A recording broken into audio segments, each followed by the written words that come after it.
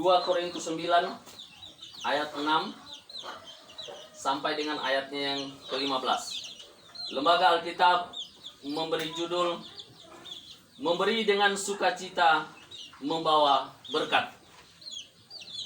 Camkanlah ini, orang yang menabur sedikit akan menuai sedikit juga, dan orang yang menabur banyak akan menuai banyak juga. Hendaklah masing-masing memberikan menurut kerelaan hatinya, jangan dengan sedih hati atau karena paksaan, sebab Allah mengasihi orang yang memberi dengan sukacita.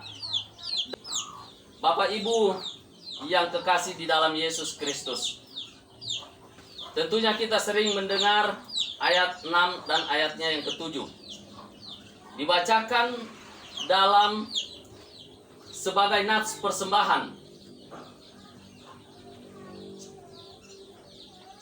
Tetapi sejauh apakah kita mengerti dua ayat ini?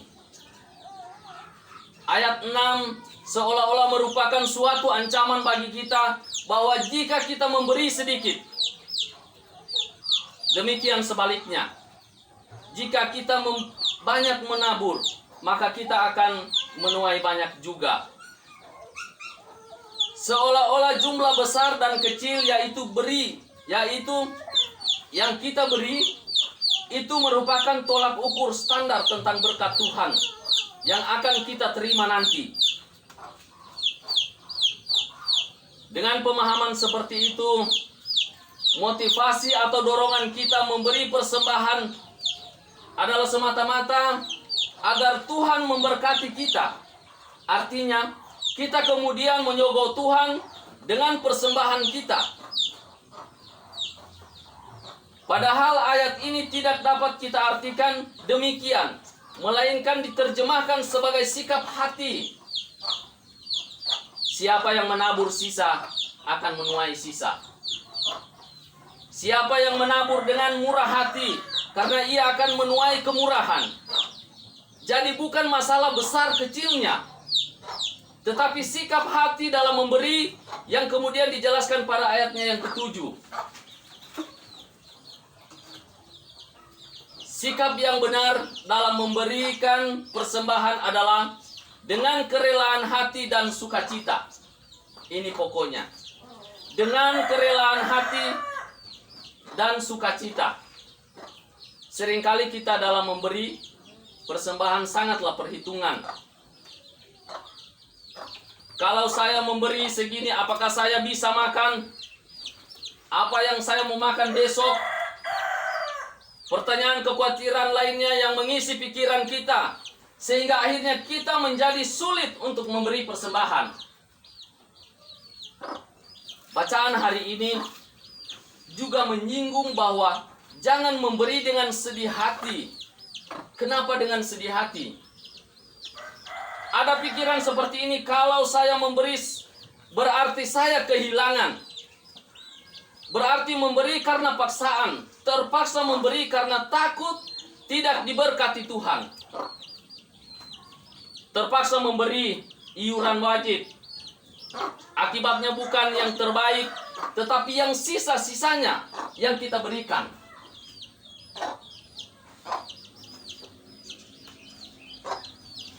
Adakah yang belum bayar iuran wajib di gereja?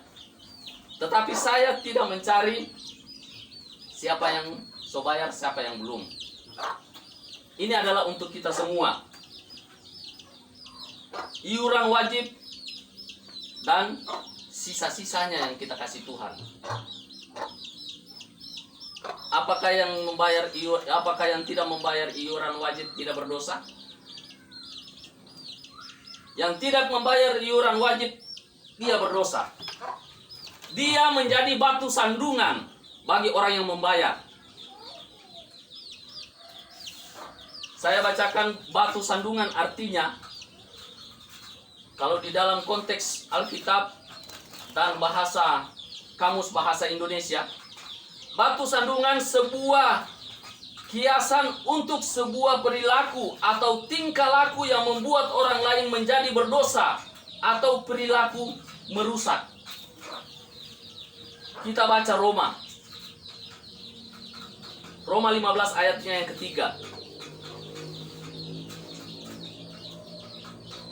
Karena Kristus juga tidak mencari kesenangannya sendiri, tetapi seperti ada tertulis, kata-kata cercaan mereka yang mencerca engkau telah mengenai aku. Kata-kata cercaan mereka yang mencerca engkau, ini yang menjadi batu sandungan. Kata-kata yang mencerca engkau itu yang memberi, yang membayar iuran wajib. Baru dikatakan seterusnya,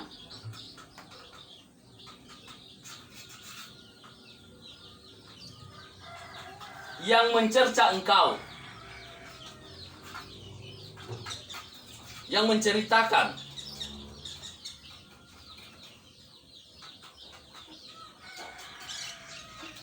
Jadi hati-hati Bapak, Ibu. Mari kita pikirkan. Pantaskah kita bersikap seperti itu? Kita tidak mau bayar iuran. Kita kasih kepada Tuhan hanya sisa-sisanya.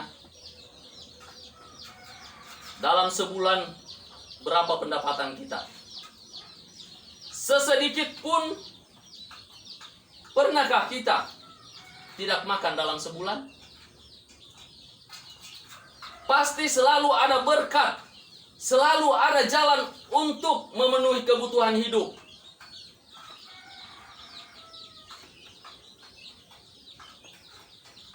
Kita yang melupakan Tuhan, perhitungan untuk memberi kepada Tuhan, tetap saja kita diberkati oleh Tuhan.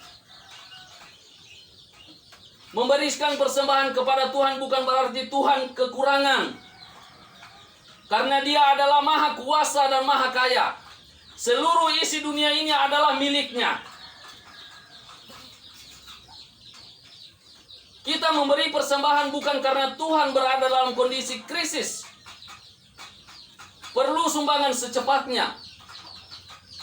Jika kita hanya tahu menikmati apa yang diberikan Tuhan dan melupakan Dia sebagai sumber dari apa yang kita miliki, kita sangatlah bodoh. Kita adalah orang-orang yang paling bodoh. Tuhan adalah sumber dari apa yang kita miliki. Bayangkan jika Ia mengambil apa yang Ia percayakan kepada kita, apa yang kita miliki, tidak ada yang kita miliki.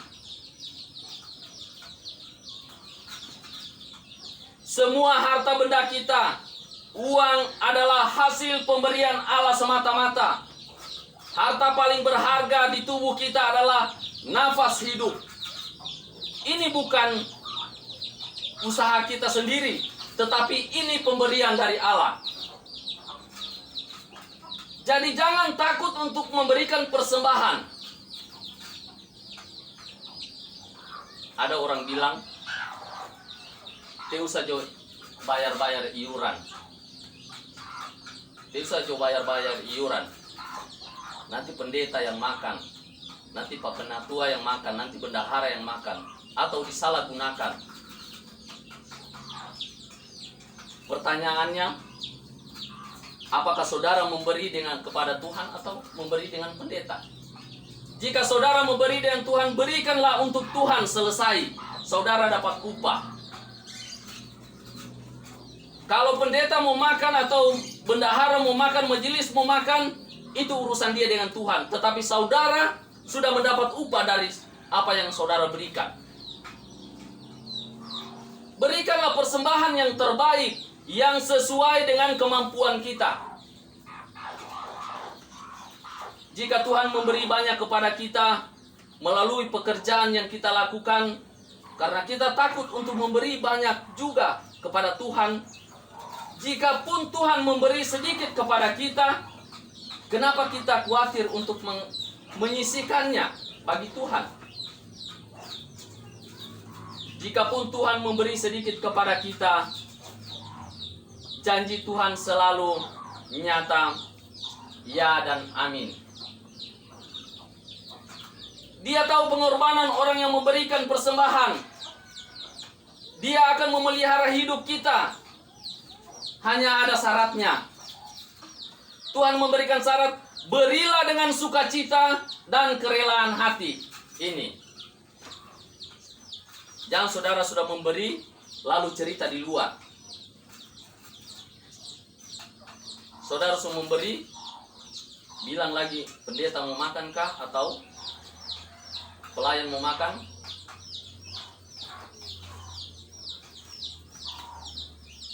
Jika dengan bersyukur, jika dengan bersungut-sungut mengeluh, apalah gunanya persembahan itu? Sama seperti sampah, jika tidak diberkati Tuhan, maka berilah dengan sukacita dan kerelaan hati. Tuhan kita bukan Tuhan yang senang dengan persembahan yang banyak, tetapi Tuhan melihat hati yang bersukacita dan rela dalam ucapan syukur kepadanya.